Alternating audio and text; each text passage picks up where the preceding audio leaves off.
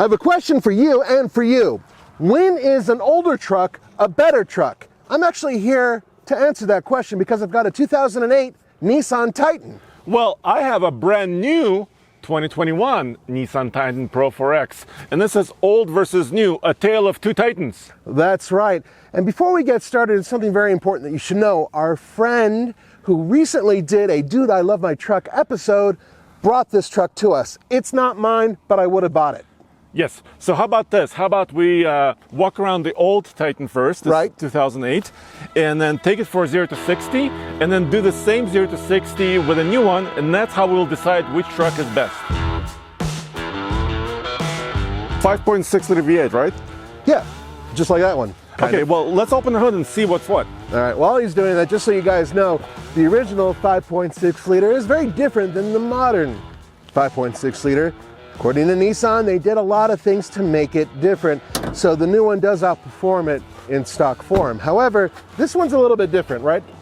Yeah, well, the Titan came out in 2004, right? Right. It kind of charged into the market, and it wanted to fight against all the other half-ton trucks. But it did it with this. Right, so this is the first generation endurance engine, and still, I think, one of the more reliable V8s out there. This one put out 317 horsepower and 385 pound-feet of torque stock, hooked up to a 5-speed automatic transmission.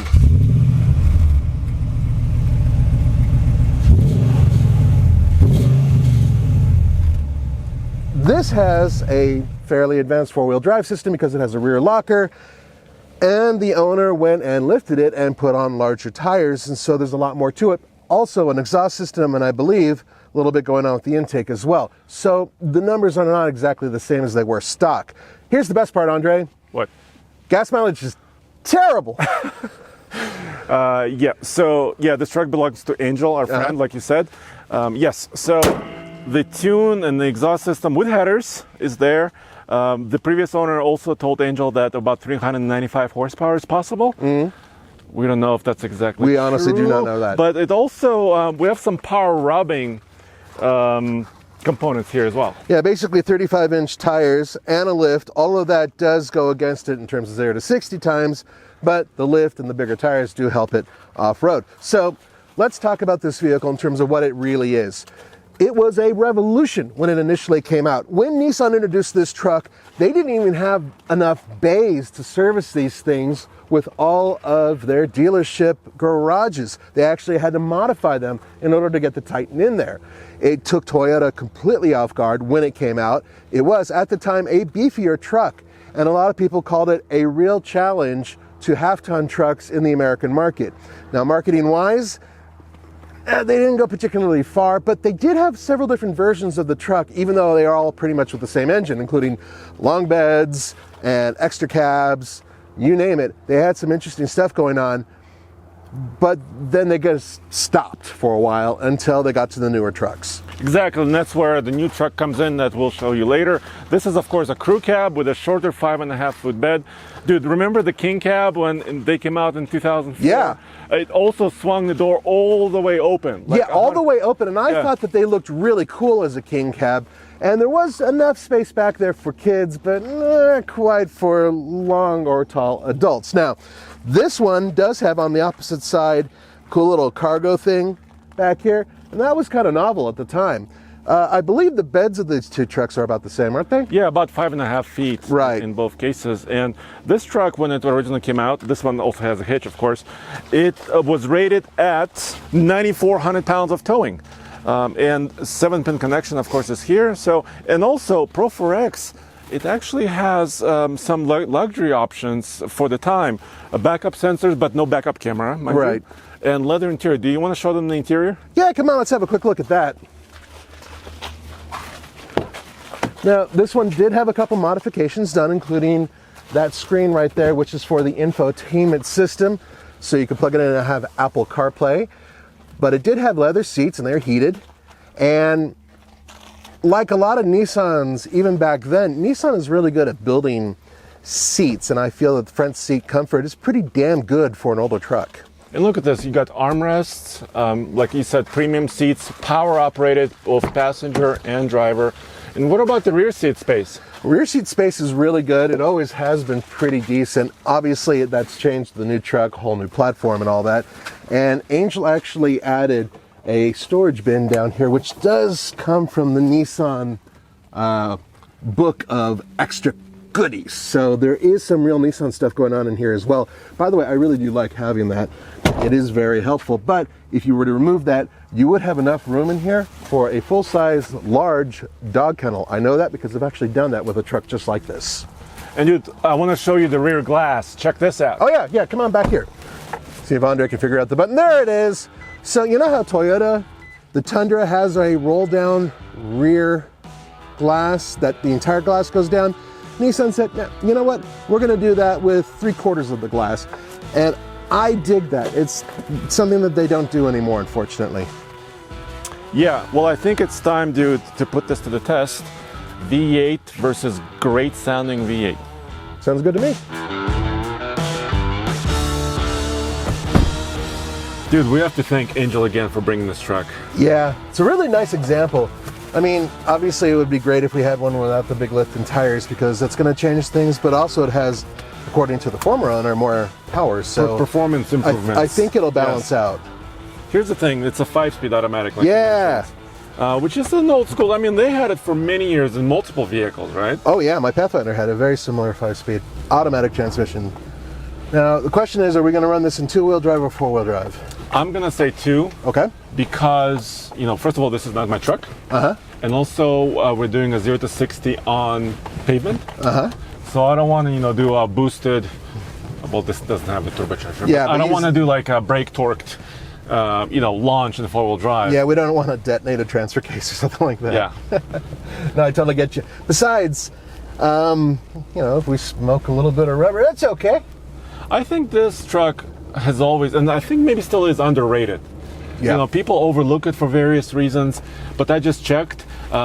Before the lift was done on this truck, it has over 1,500 pounds of payload. This 4-wheel drive crew cab. Yeah. And this is an '08, dude. Those were great numbers. They were. Another thing to keep in mind is that this is an off-road version of this truck. So that rating with an off-road version is actually pretty impressive. Yeah, and they were, of course, fuel efficiency was never great. No. You know, the EPA ratings were about, you know, 12 city, 17 highway. And Angel told me he's averaging about 11. Which, given with the lift. Yeah, with the lift, the bigger tires, all that, it's less aerodynamic, it's less efficient. Plus, he's had stuff done with the engine. So overall, I can understand that. And unfortunately, that's part of the deal with these older trucks, is they're not as efficient as the newer ones. Let's go. Ooh, chirp. Sounds so good. Oh, 5,500 RPM. And there we go. Take a look. Was that about 8.5? Yes, you almost nailed it. 8.75, so under 9. Keep in mind, a mile above sea level, which is always, you know, where we test. Yep. And it's, you know, less air density, of course, robs power.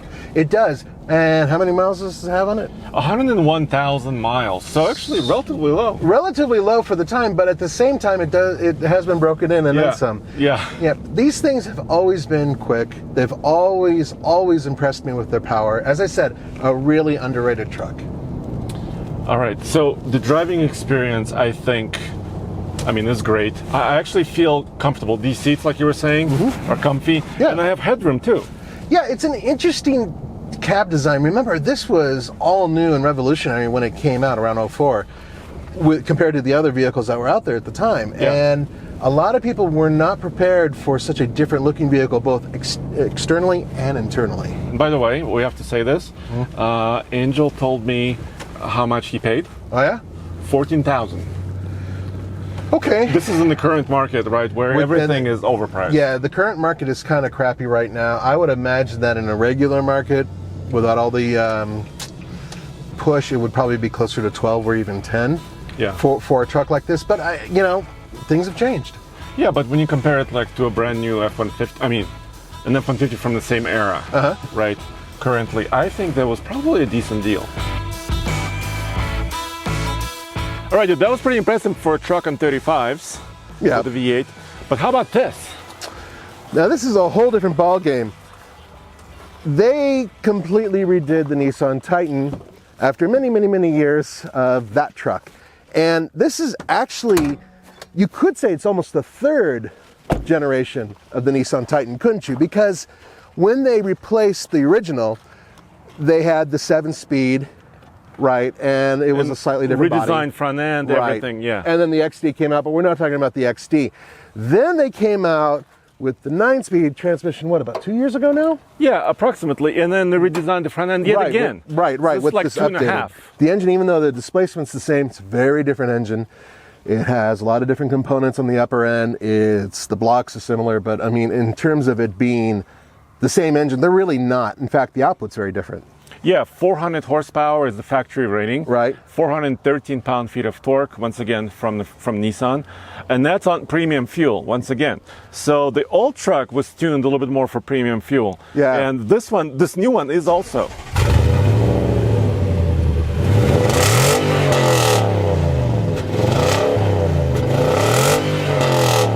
Now, the big story here is the fact that it has the 9-speed automatic transmission. And when that was introduced, Nissan was able to change their fuel figures in terms of what the EPA return was, and this was a more efficient truck, even though it is a heavier vehicle than that one.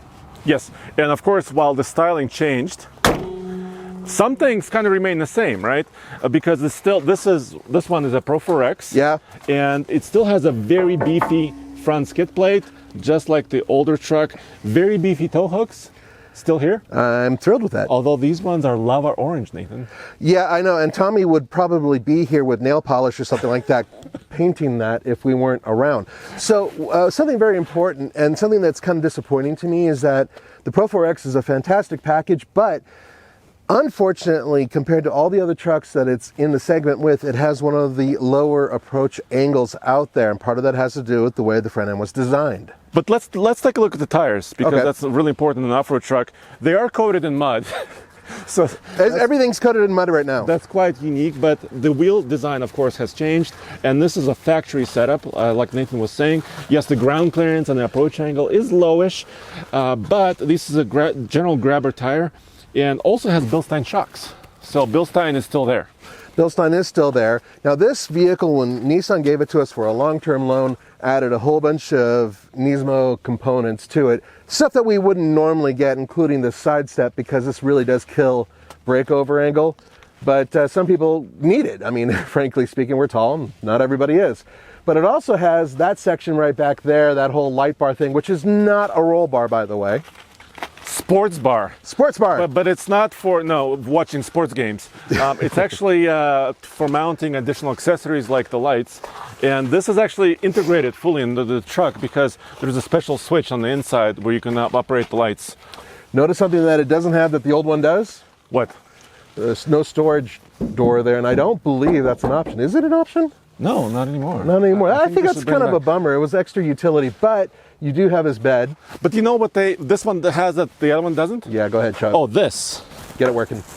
Better you than me. There it goes. It's a little bit mud caked, but makes it easier to get into the bed. You know, you can get one of those aftermarket, bro. Yeah. Just saying. Yeah. You know, Yeah. you really can. The new truck is rated to tow a little bit more, up to about 11,000 pounds in this one, not the XD version.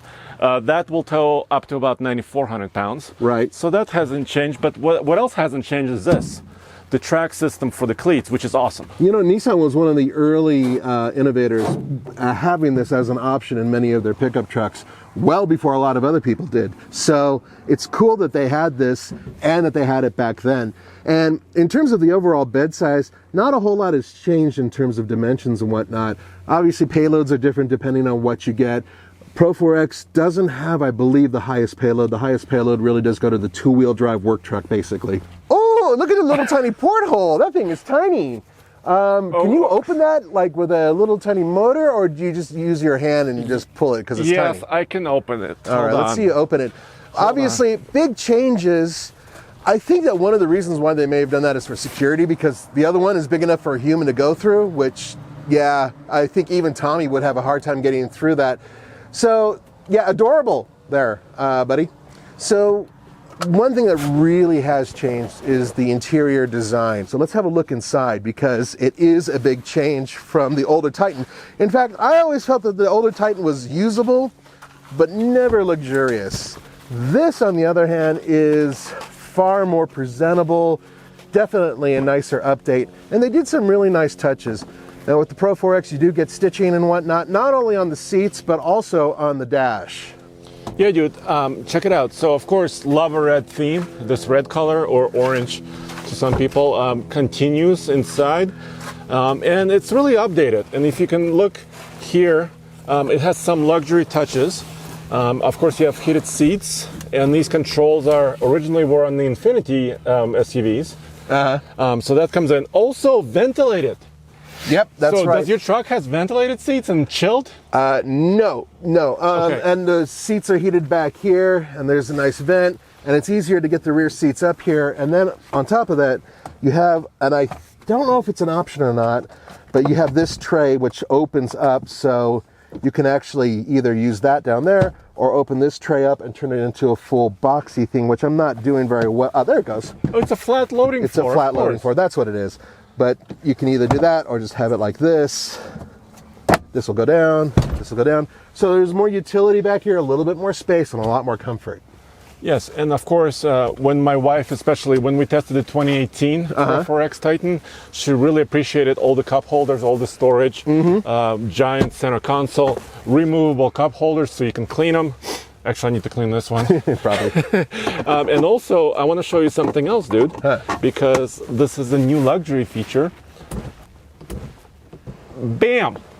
Now that is pretty cool, even though it's something that, you know, it's extra weight and it's extra cost. Yeah, it is. And this truck, well, we'll tell you how much it costs in a second. It's not cheap. When we go for a drive. Yeah. But, I mean, other manufacturers are doing this, and now Nissan is also doing a panoramic roof. Yeah, and I really do like the function of it. It works just great, and, you know, it's great for families. And here they redesigned this. This is for their most recent update. Larger screen. This is a 9-inch infotainment screen. Of course, climate control system automatic. Apple CarPlay also is here. Yeah. Not just on the modified system in there. Right. But then when you look at the modern systems that are coming out, like the ones that are in Ford, Ram, and now, you know, Toyota, this is a wee bit small in terms of screen size. All right, dude, it's time to go for a drive. I got to tell you already, what? I'm a lot more comfortable in this truck. Is that because the zero gravity seats? I think that's part of it. You know, you really do get a sense of a very big leap between the two of them in terms of interior comfort. So here's the thing, 9-speed automatic now. Yep. No more 5-speed, no more 7-speed. It's 9, and it's actually a column shift, which kind of is traditional. I like that. I much prefer the shifter right here in the console, personally. Okay. I really do prefer that. But there is something else to be said, which is that there are some truck companies out there that have gone to a rotating dial, which I am not thrilled with. Or buttons. Yes. So I do prefer having a column shift. It's a logical thing to have, a lot more logical to actually have if you have a bench seat in the front, which I do not think you can get with this truck. No, not anymore. Yeah, well, you used to be able to. I mean, way back in the days. Well, that was the original first generation. You could get it. Oh, really? Oh, yeah, I know. I tested a few. Actually, that would have been awesome. Went to a Nissan event, and they gave me one with the bench seat at first, and I wouldn't stop talking about it, and they're like, no, we really want to talk about the ones with the nice seats. Well, usually like work versions usually have a bench seat as well. Exactly, and it's usually the lower end, but they did have the Pro 4X option available with the bench seat back then. I know that because once again I drove it. This is a quieter truck inside. It is way more comfortable and obviously, you know, modern tech. All right, so same place, same time, 0 to 60 acceleration here. And this is just, you know, truck for truck, right? Right. Just two comparisons in basically the same area. So let me stop and do a full acceleration. So once again, we're at high elevation. So we're over a mile above sea level. We have 3 full-size adults inside. Yes. And this is a real-world test. Okay. Already very different the way it started. Yeah, it wasn't quite as eager. No, but it also didn't lose traction. Ooh, no way! 9.27. That's... It's about half a second slower. Right. I mean, I could have, you know, brake torqued it a little bit more here. Maybe gotten down to 9. Yeah, but I don't think you're going that much faster. But still, yeah, with 3 of us at least here, and I'm surprised. Yeah, and this new truck, actually retail price on this one, MSRP, is $61,000, but that is with all the Nismo off-road goodies as well. Yeah. I would make it a little bit more simple. I love the trailer brake controller, right? Yeah, it's a good location too. I like that location. Yeah, I love like the heated seats, the heated steering wheel, those are good.